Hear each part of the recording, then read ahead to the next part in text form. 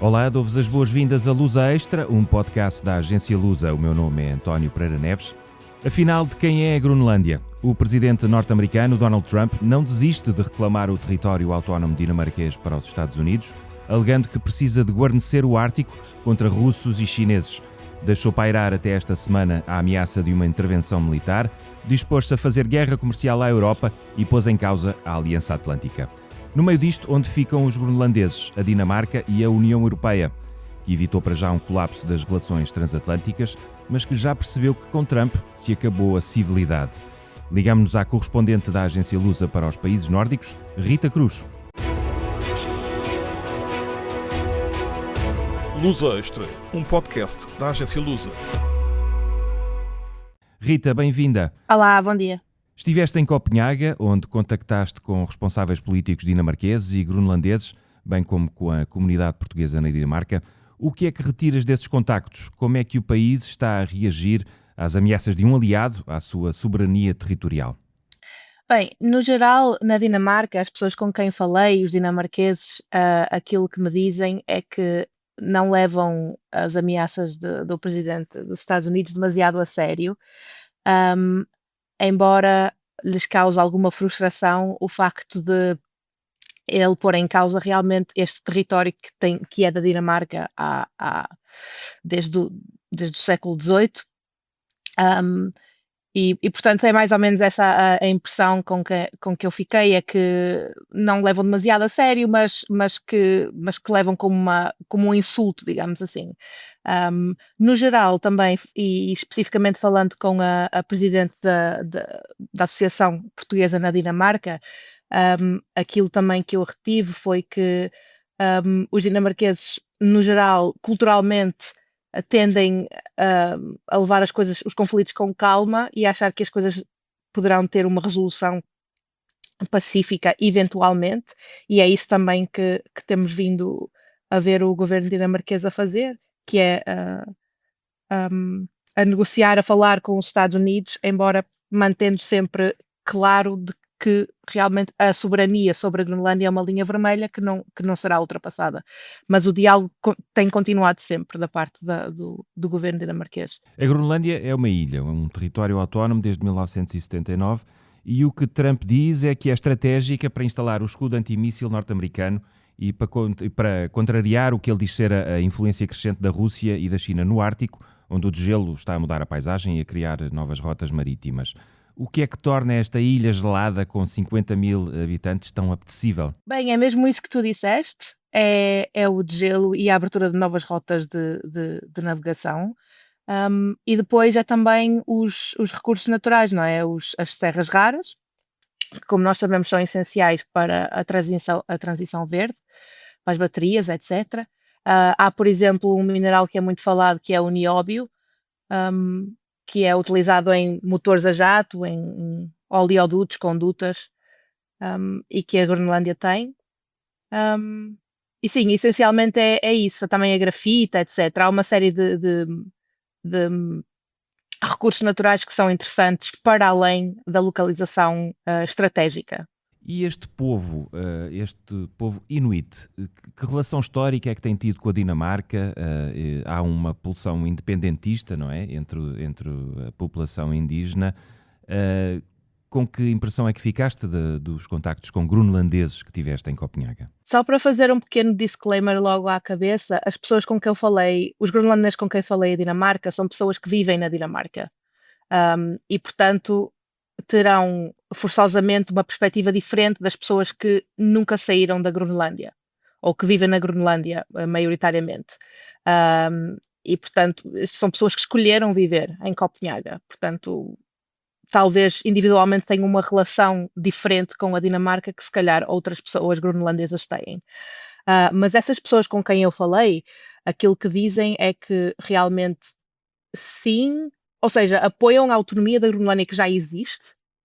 A Groenlândia é um território autónomo dentro do Reino da Dinamarca, significa que se autogovernam na maior parte das áreas, à exceção, por exemplo, da política externa e de questões de defesa.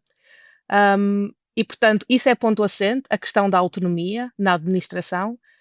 Depois, a questão da independência, as pessoas hesitam um pouco, as pessoas com quem eu falei, porque.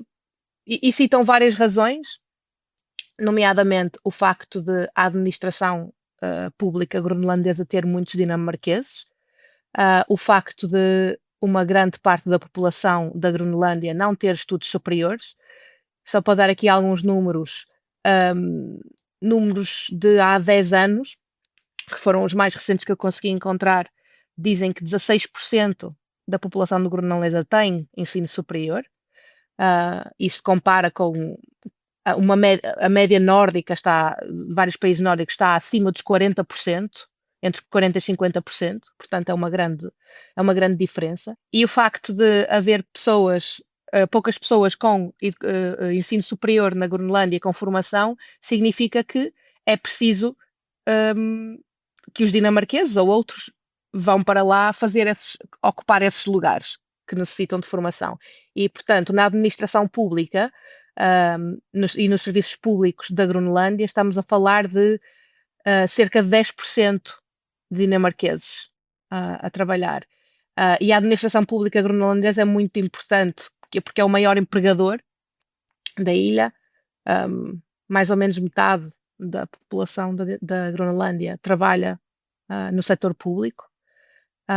E, portanto, isto é uma área importante e que algumas pessoas com quem eu falei dizem que não é possível esta separação, uma separação imediata, porque estão extremamente dependentes da Dinamarca nesse aspecto.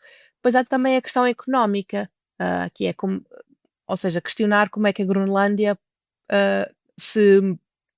seria economicamente autónoma sem a Dinamarca. A Dinamarca envia subsídios à Groenlândia para serem utilizados na administração da ilha. E, portanto, há pessoas que questionam essa capacidade de autonomia financeira. Em termos da relação que tem com a Dinamarca, sim, existe uma maioria que apoia a independência, embora não haja um consenso social nem político, sobre como é que essa independência deverá ser feita e quando deverá ser feita. Aquilo que se fala muito é que deveria ser um processo gradual, porque lá está, por tudo aquilo que eu já referi, que eu vi de várias pessoas com que falei, que é o facto da Groenlândia ser muito dependente da Dinamarca em vários aspectos. Em termos políticos, os partidos, há 4, ou seja, o governo da Groenlândia é composto de uma coligação de 4 partidos, e o governo é a favor da independência, mas de uma independência faseada, e não é uma questão que eles põem em cima da mesa neste momento. E depois há um partido na oposição, que é um pouco mais aberto à independência, mas que também tem alguma cautela quando fala dessa questão. Portanto, resumindo, sim, a independência sim, para a maioria dos groenlandeses e para os responsáveis políticos groenlandeses, mas com cautela e gradualmente. Esta crise, acreditas que terá provocado alguma fissura, enfim, em termos políticos na Dinamarca ou social? Eu creio que não. Aquilo que eu tenho visto é, de facto, uma grande unidade, não só da sociedade dinamarquesa, mas também dos políticos, dos responsáveis políticos. É, de facto, uma linha vermelha que tem sido posta, que tem sido estabelecida pelo governo dinamarquês, que é a questão da soberania não é negociável. Outras questões poderão ser negociáveis, mas a questão da soberania não é. Ainda ontem a primeira-ministra dinamarquesa disse que em relação ou em resposta a um possível acordo que estaria a ser negociado entre Donald Trump e Mark Rutte por parte da NATO, que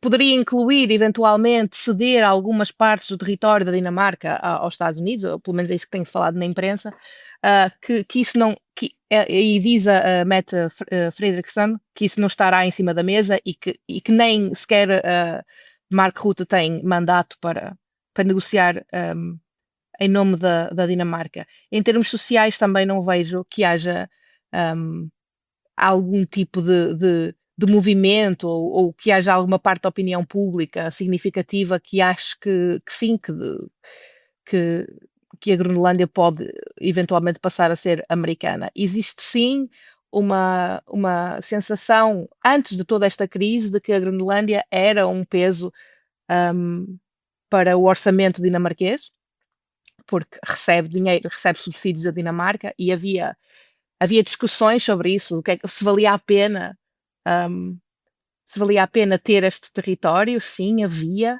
mas mas a partir do momento em que Donald Trump vem com esta proposta, insistentemente, a minha impressão é de que houve uma grande união em torno de não, isto é um território nosso, e seremos nós e os groenlandeses que decidirão. É importante também dizer que a Groenlândia pode declarar independência se quiser.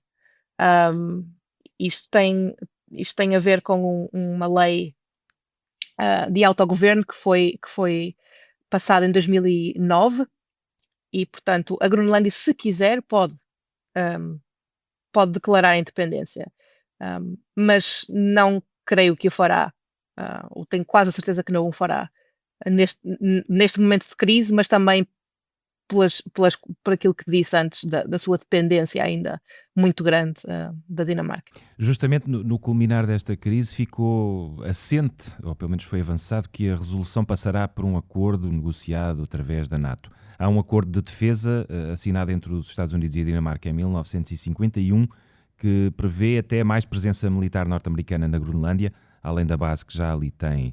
Mas justamente o governo dinamarquês não está disposto a pôr nas mãos do secretário-geral da NATO a negociação sobre a sua soberania. Sim, precisamente. É essa a resposta muito clara do governo dinamarquês. Ao mesmo tempo, como disseste, sim, existe presença americana, como todos sabem, existe presença americana na ilha, e o governo dinamarquês está disposto a que essa presença aumente.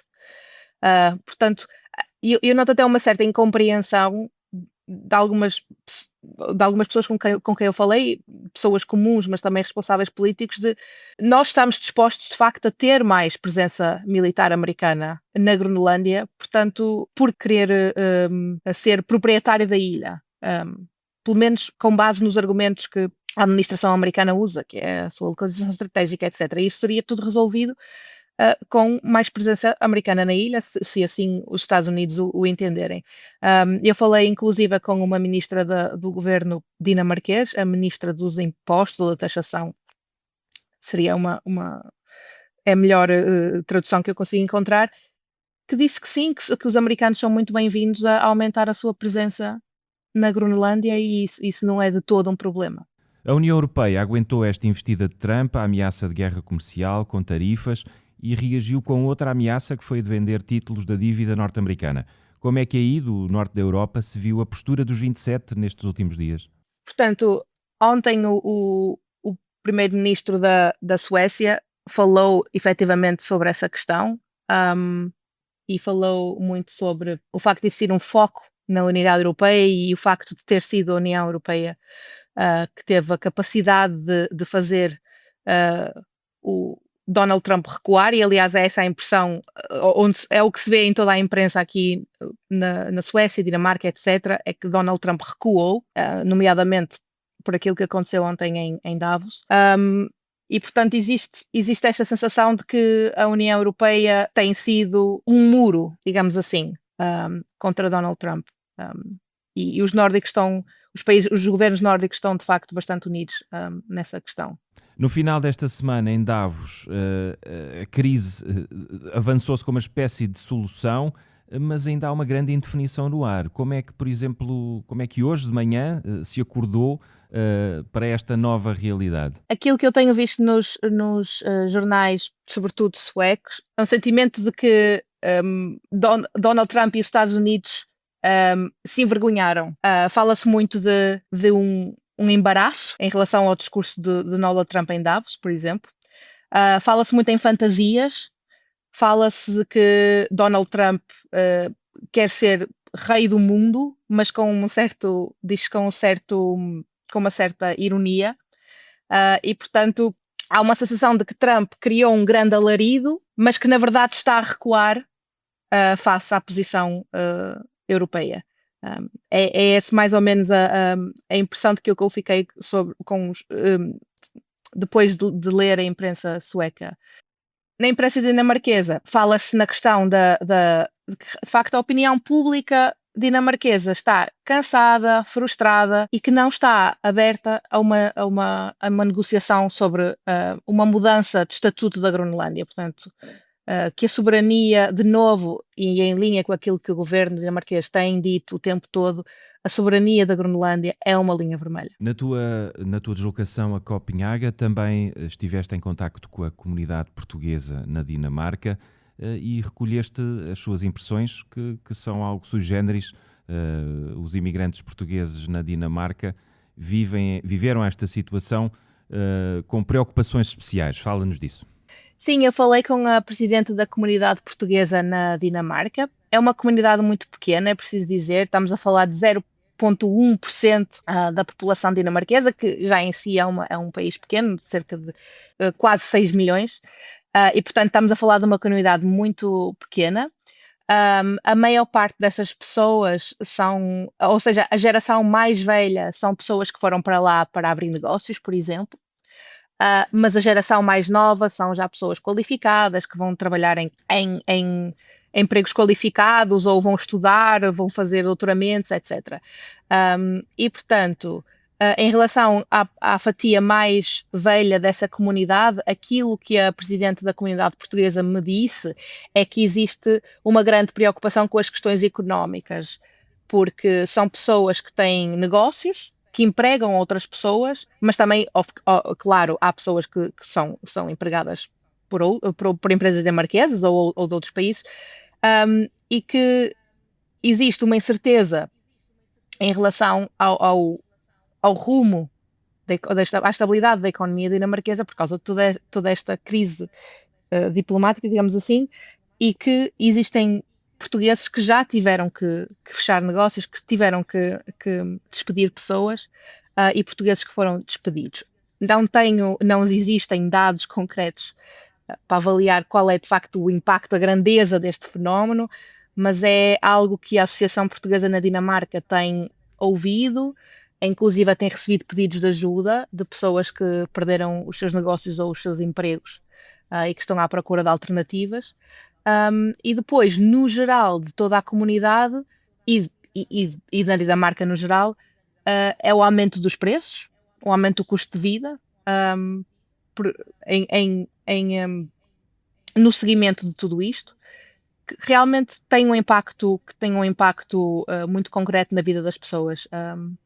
E é esta a preocupação principal da comunidade portuguesa, uma preocupação essencialmente económica. E é interessante que eu ouvi da presidente da comunidade portuguesa, Carmina Cordeiro, é que de facto os portugueses bebem muito da calma dos dinamarqueses, que é, como eu disse anteriormente, é uma sociedade que leva os conflitos com calma, que acredita que haverá uma resolução.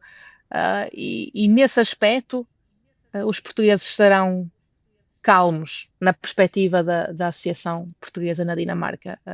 Não estão a contar com uma invasão da Groenlândia para amanhã, mas estão preocupados com as questões económicas, essencialmente. Chegamos assim ao fim do nosso podcast. Obrigado, Rita. Vamos continuar a contar com o teu olhar próximo dessas terras geladas onde se começou a jogar o que já se chama uma nova ordem mundial. Uma produção da agência Lusa, disponível em lusa.pt e nas plataformas de podcast.